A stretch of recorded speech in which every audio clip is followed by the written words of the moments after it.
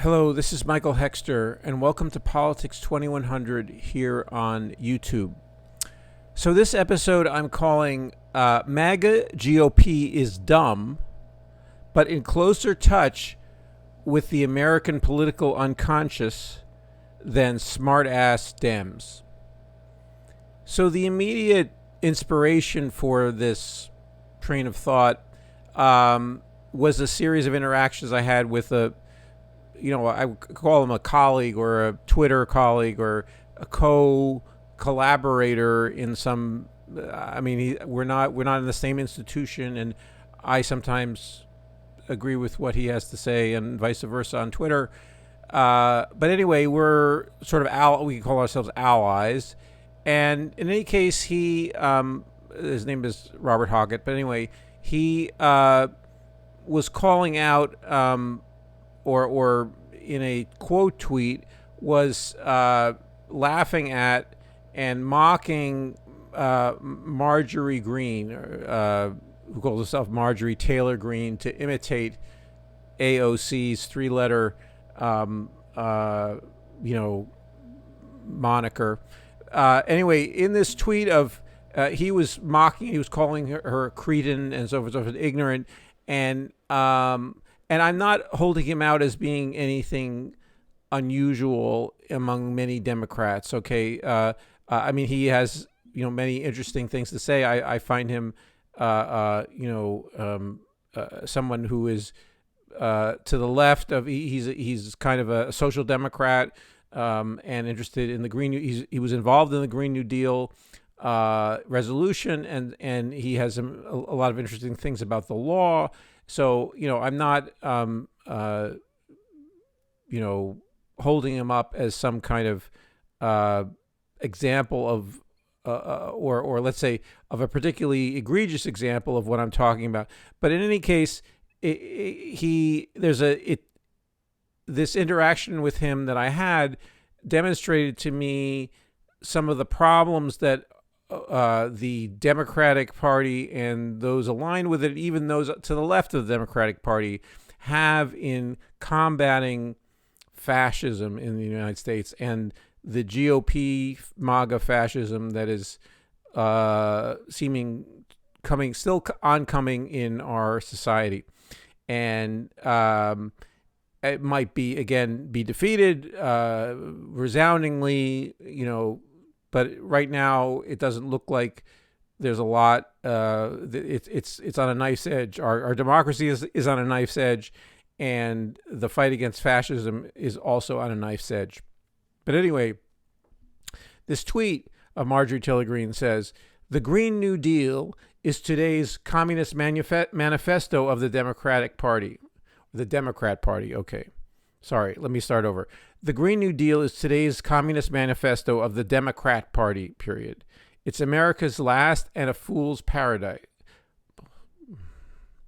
It's America's last and a fool's fantasy. And Joe Biden is leading the way.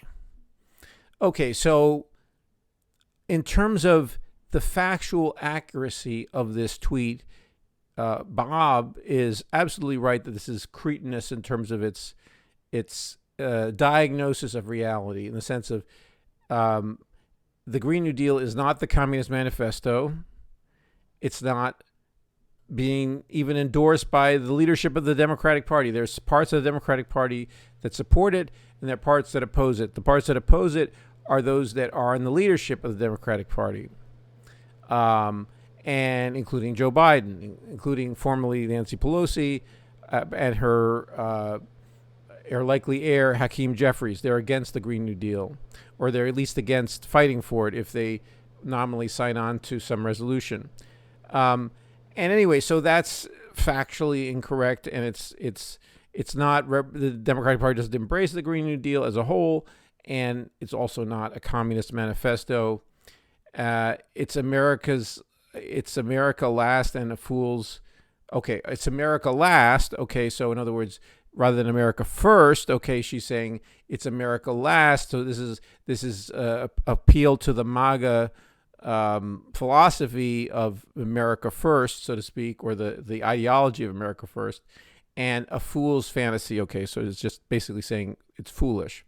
And Joe Biden is leading the way. Okay, so as I just described, this is all inaccurate. And so you could say, of course, it's stupid, it's dumb.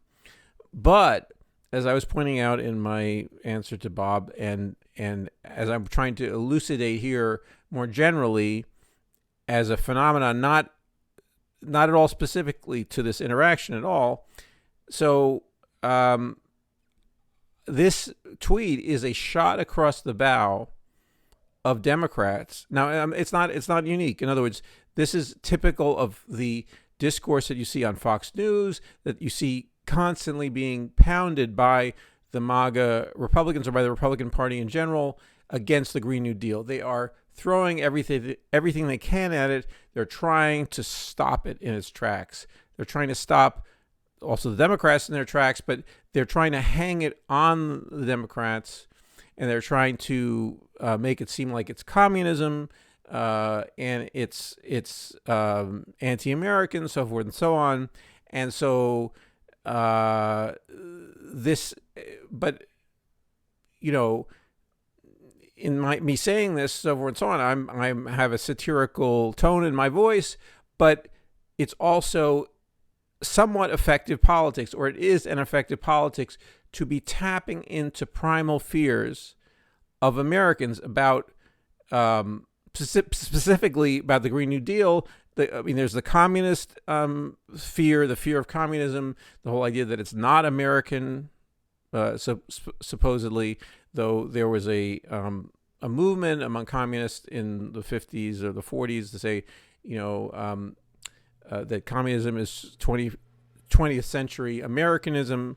So there was a whole effort to make it seem communism to seem American and so forth and so on. And there are elements to communism that are, Americans, the sort of spirit of sharing and community and so forth and so on, that you could say is as American as apple pie, but also is part of a communist ethic, so forth and so on. But this is not, that's sort of a small footnote in the history of the left in the United States. But what Green is trying to do is trying to provoke and tie the Democratic Party to negative aspects of communism, and the United States has generally been anti-communist, and to say the Green New Deal is part of that problem. And so now there are some other efforts against, or initiatives against the Green New Deal that attempt to talk about eating beef and using cars and so forth and so on, and that there are things that are identified with the American diet, the American way of getting about the surface of the earth and so forth and so on, or flying, and all of these things which people know are bad for the environment, but the Green New Deal hasn't really addressed any of them. There hasn't been a full Green New Deal that's being worked out that would either address or not address any of these things, but preemptively going ahead of it, the MAGA movement and the and people like Marjorie Green are trying to tie any possible negative association they have with anything related to environmentalism, related to leftism, communism or socialism, so forth, so on. They're trying to weigh it down. This idea of the Green New Deal, this new framework, which and they're trying to preempt it. They're trying to get ahead, and so they're tapping into what I'm calling the American political unconscious, and into fears, and drawing on any kind of fears that they can to say, don't go this way, don't do this thing, this is the wrong thing to do, or not only wrong, but it's evil, so forth and so on. It aligns with all of the things that Americans have been taught are bad and wrong. So and it's a quote unquote America last, so to speak. So it disadvantages America, okay, rather than supposedly what Green and Trump are trying to advantage America, trying to put America, quote unquote, first.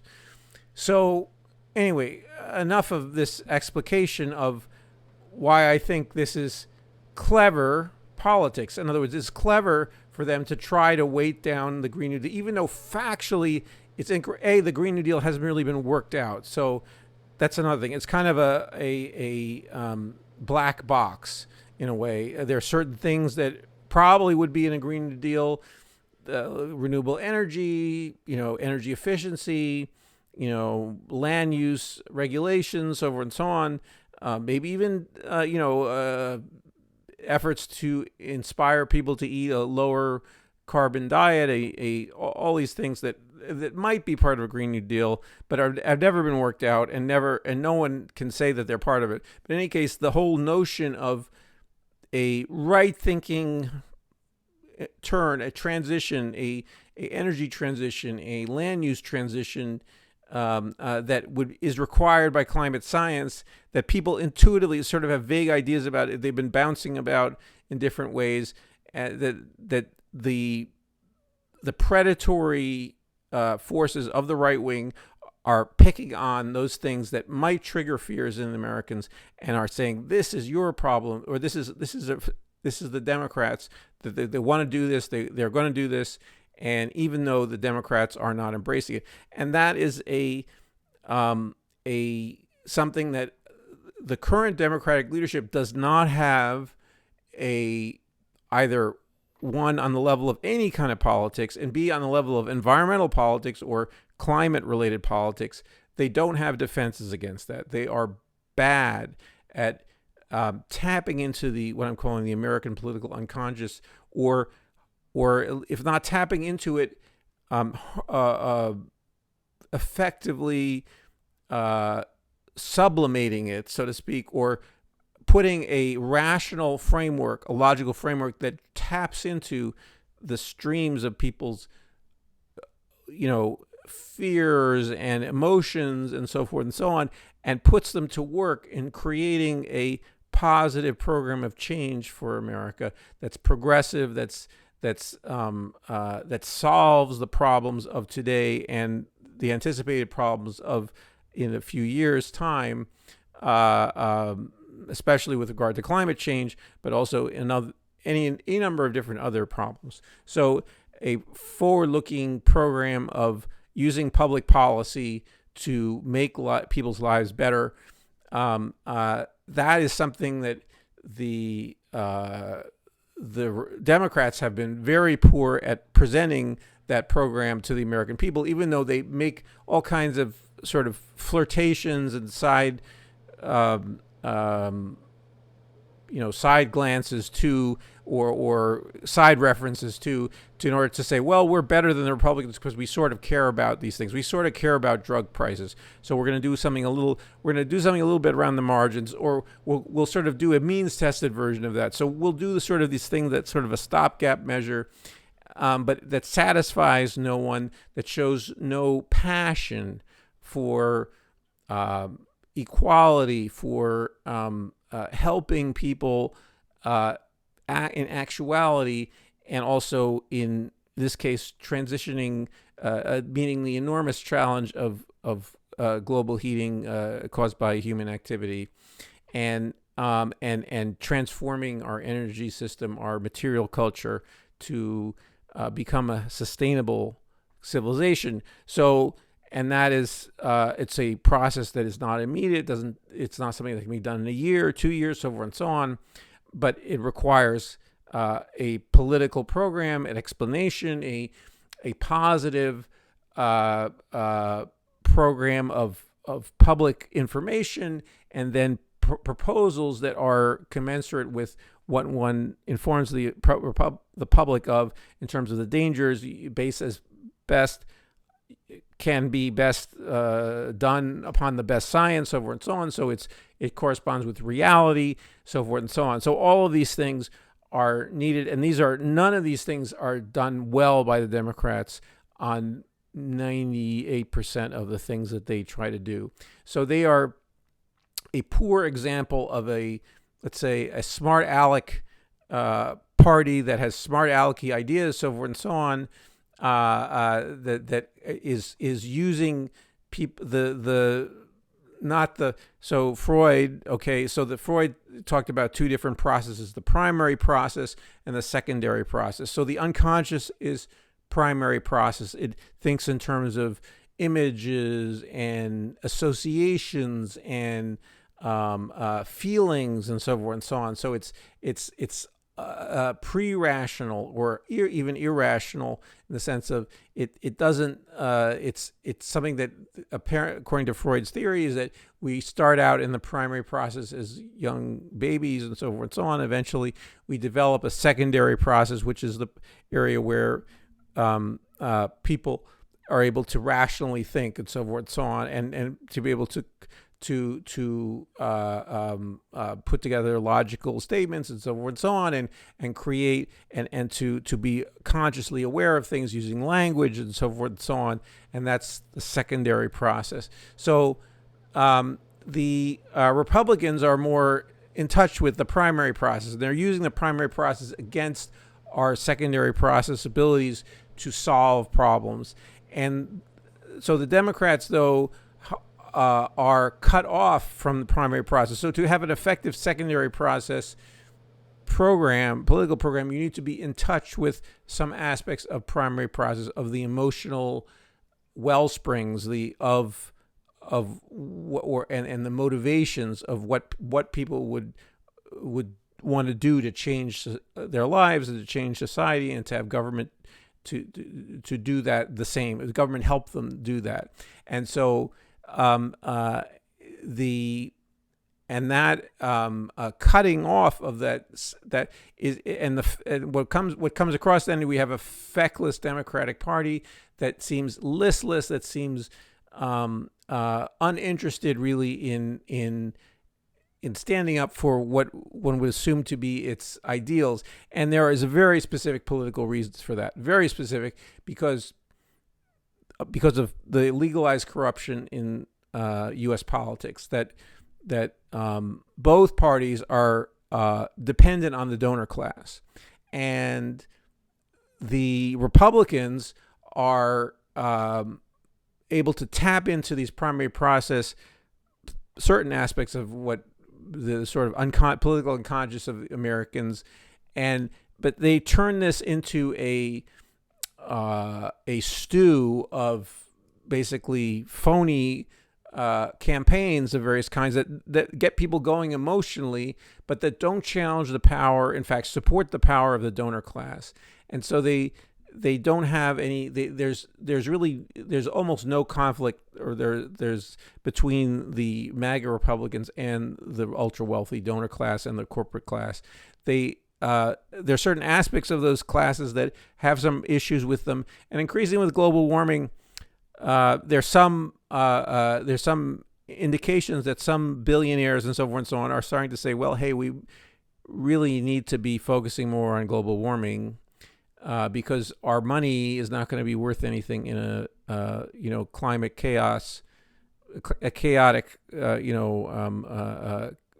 world filled with climate catastrophes, snowballing and potential human extinction, so forth and so on. A Venusian situation like Venus, where you have almost no atmosphere because it's too hot. So in any way. Let's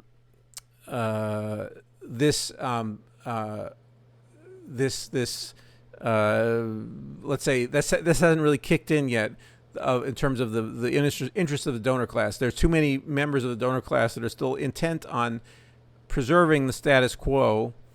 But anyway, so the Republicans and the Democrats are act like they're scared of their shadows, in part because they serve the same donor class, and the program of positive change that would come out of them would challenge the power of the donor class. It would have to be a program of social democratic change that would involve welcoming the hatred of those who oppose it among the donor class, and welcoming the hatred of entrenched interests that are trying to keep progress from happening, for instance, in medical care and medical expenses of our medical system, the irrationalities of our medical system, and also in the area of climate change, fossil fuel interests standing against progress and trying to undermine it.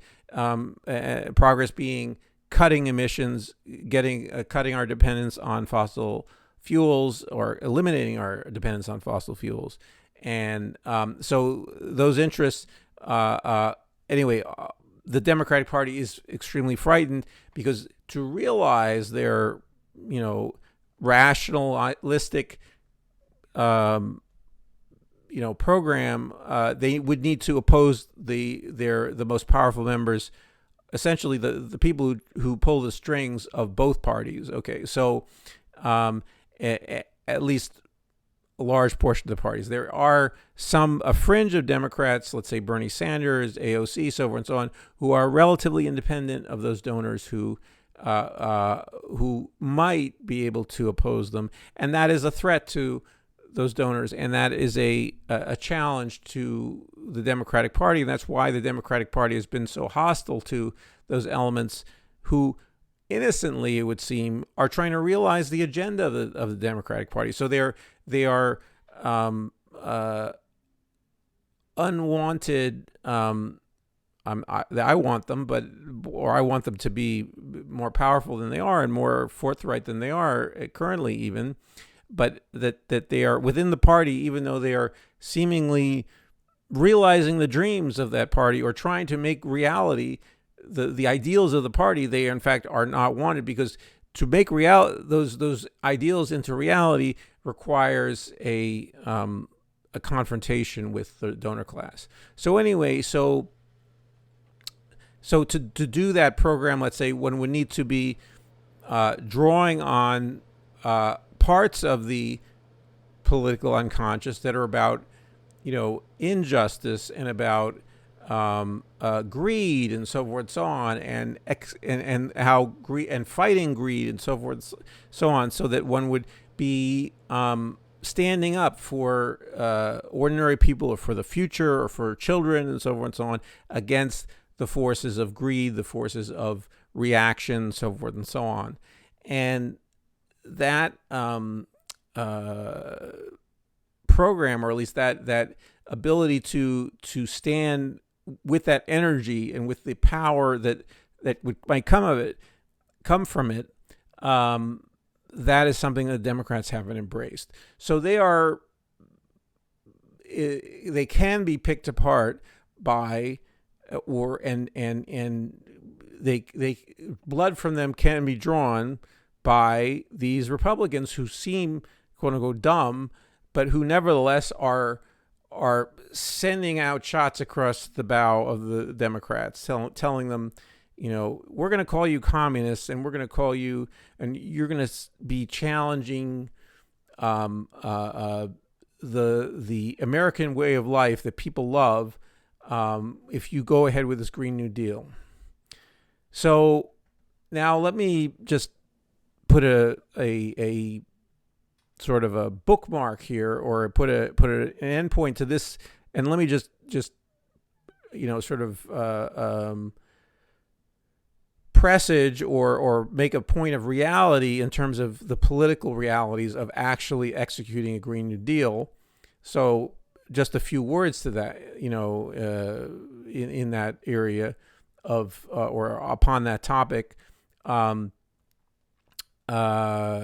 It is a challenge for the Democrats. The Democrats would have to be fully on board with the Green New Deal to be able to explain it to people, because I think a real Green New Deal involves saying no to some aspects of our lifestyle, to saying no to those things, with adding positive things that are a great benefit to us. So that is a mixture of benefits and of trade-offs, so to speak, within this Green New Deal that involve, but there would need to be a concerted consensus, certainly among the base of the Democratic Party, or the base of the Green New Deal, whatever that would be, to to say we need to stop our use of fossil fuels very quickly. If in the process we lose certain pleasures or certain things that we are enjoying now and we gain other pleasures along the process, that is okay. Okay. But that requires a great deal of a leadership by the part of the Democratic Party that it currently is nowhere near, including the so-called new Green New Deal champions that currently are in the Democratic Party. That it requires a great deal of maturity, you could say, or and demonstrated maturity, and to both say, look, we're going to provide great benefits to you, but we're going to have to work on creating a society that doesn't do certain things that we currently are attached to now, that we're going to have to become unattached to some things. Also, unlimited growth, okay, is going to have to be something that we're going to revisit at some point in the future, because right now we got to talking about, people use the word degrowth, and I'm not for using degrowth as a overarching theme.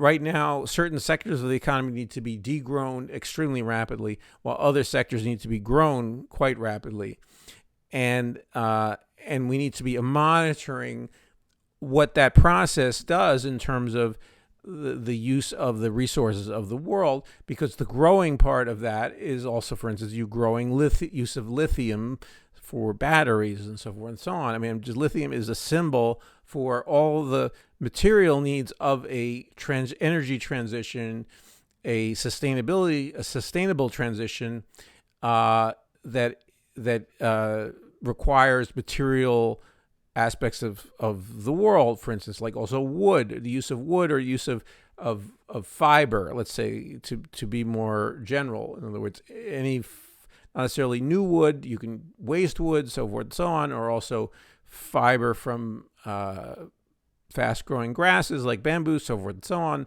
So there needs to be a whole discussion about these things that is not happening, or that's happening only in certain pockets of different think tanks and so forth and so on, but there's no unified political entity that's saying we are going to institute these things, or we're going to create a political program that is both effective and also deals with the actual real issues, but also is politically motivating to people and compelling to people. And in the atmosphere of a Democratic Party that is at least divided, if not, indifferent to the actual Green New Deal idea, or it's afraid of it. And then you have external to that party, you have predatory right-wing forces that are constantly, essentially laying down fire, that keeping people in their foxholes by continually firing these salvos like Greens, for instance, and so you have frightened, anyway, lily-livered in general, Democratic politicians who are not willing to embrace these things, and then there needs to be a creation of a political and policy platform that is complicated, robust, but also there are ways to communicate it, talking points, so forth and so on, that keeps the process of getting a Green New Deal implemented in reality, keeps that going in forward, despite the fire, the I forget the military name, but anyway, the fire that's supposed to keep you pinned down in your positions, so to speak, so you can advance away into more aggressive, forward-looking positions rather than be pinned down in a defensive position. So anyway, I think I've gone on for a while now, and I just want to stop here. And I will definitely be bringing this up in the future, because it's a very important issue, and there's just a lot of areas where this can be applied. But in this case, the Green New Deal to me is the most important area, and and in a way, I mean, again, this is part of the intuition or the Greens, the MAGA Green, Marjorie Green's intuition about this is, yes, it is the Green New Deal is really potentially the central program of the entire left of center, movement, or whatever you want to call it, or political spectrum. And it needs to be developed more. It needs to be developed in a way that hardens it, and not only just hardens it, but also makes it be able to be more aggressively hit back at people like Green. But right now, she's sort of, in a way, ahead of the Democratic leadership, at least in terms of trying to pin them down and make them feel like they can't move forward. So anyway, I hope this doesn't seem depressing to you or overly laudatory to the MAGA Republicans, but it's simply, I think I'm reflecting some of the reality of our current political situation, and we need more and discourse on this, and also more organizing around this, the concept of getting a Green New Deal, a movement. We need a movement for a Green New Deal that bubbles up from a lot of different places. People who are tired of too much hot weather, dangerous heat, dangerous storms, rising sea levels. We need a movement to implement a massive program to address those things. So anyway, so please like this video if you got anything out of it. Please subscribe to Politics 2100 if you want to get notice of future videos. Also, please share your thoughts in the comments below, and maybe we can discuss some of these issues there. And I look forward to seeing you in the next video.